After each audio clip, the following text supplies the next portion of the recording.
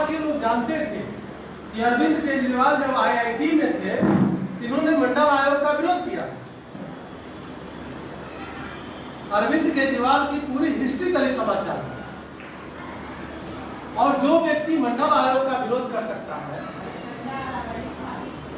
वो व्यक्ति भारत में प्रगतिशील हो सकता है, यह संभव ही नहीं। लेकिन अन्य लोगों ने उसके इतिहास को नहीं जाना, और उस उतने बड़े आंदोलन को बहुत सारे लोगों ने समर्थन दिया, और उसी आंदोलन की देन है कि ये हिंदुत्ववादी सरकार सत्ता में आई। अगर अन्ना आंदोलन नहीं हुआ होता तो शायद इस तरह से जो सरकार इनकी बनी है वो नहीं बनती। उसके पहले की जो परिस्थितियां थी, 12 में अन्ना आंदोलन शुरू हुआ, 2010 में एक फिल्म आई जिसका नाम था आरक्षण। उस फिल्म में जो वैचारिकी स्थापित की गई थी, उसमें आरक्षण की आवश्यकता और उसको बहुत ही पुरजोर तरीके से उसकी प्रासंगिकता को स्थापित किया गया।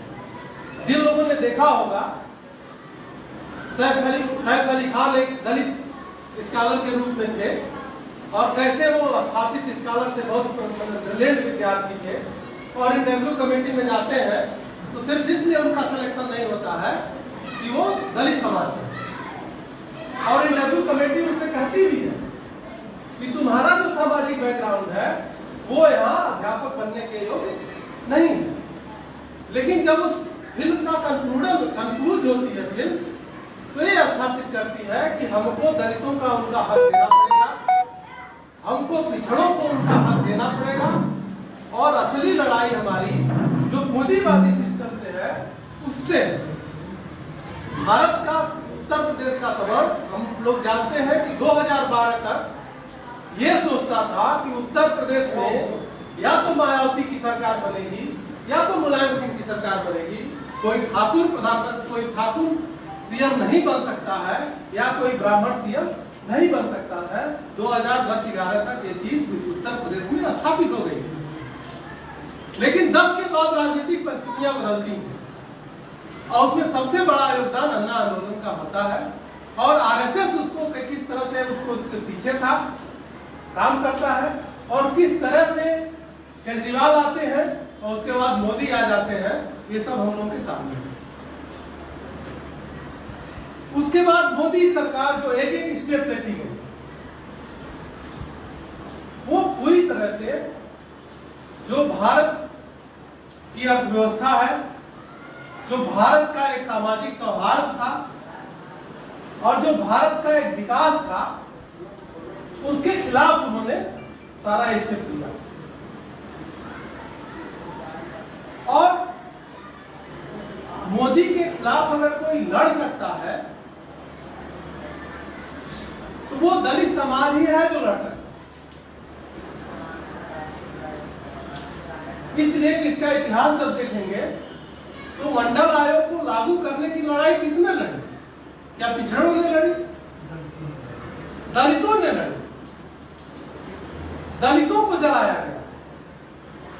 बहुत सारे पिछड़ी जातियां, उनको पता ही नहीं था कि ये किसके लिए हो रहा है, और खुद आरक्षण के आंदोलन, आरक्षण मंडल आयोग के जो खिलाफ जो आंदोलन हो रहा था उसके साथ खड़ी पिछड़ी जातियों के लोग। क्योंकि दलित जो इस देश का दलित है, इसमें एक न्यायिक चरित्र है जो शायद अन्य कौम के लोगों के पास नहीं है। बहुत सारे पिछड़ी जात के नेता मांग करते हैं कि हमको शेड्यूल कास्ट में डाल दिया जाए, कभी ये मांग नहीं करते हैं कि आरक्षण की सीमा बढ़ा दी जाए। तो भाई तुम 52% हो, तुम 27% पाकर खुश हो, तो 52% बढ़ाने की बात क्यों नहीं करते? और ये इतिहास तो गोरखपुर का इतिहास है, आरक्षण को जो बचाने का इतिहास है वो तो एक तरह से गोरखपुर का इतिहास है। आरक्षण गौतम जी बैठे, इनके नेतृत्व में जो 17 जातियों को शामिल करने का जो संघर्ष था, इनके नेतृत्व में न्यायालय में लड़ा गया, और अभी तक हम लोग उसको रोक, मैंने आपके नेतृत्व में रोकने में सक्षम हुए हैं। आगे क्या होगा कुछ नहीं कहा जा सकता।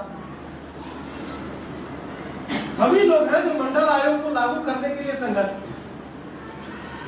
तथाकथित जो आज की पिछड़े नेता हैं, इनकी जात का कोई आदमी नहीं था जो मंडल आयोग के लागू करने के लिए संघर्ष किया। और ये लोग जो है दलितों में सेंधमारी और उसमें आने के लिए आंदोलन चला रहे हैं, और उस आंदोलन के बदौलत अपने सारे कुटुंबों, कोई एमपी बन गया, कोई मंत्री बन गया, कोई एमएलए बन गया।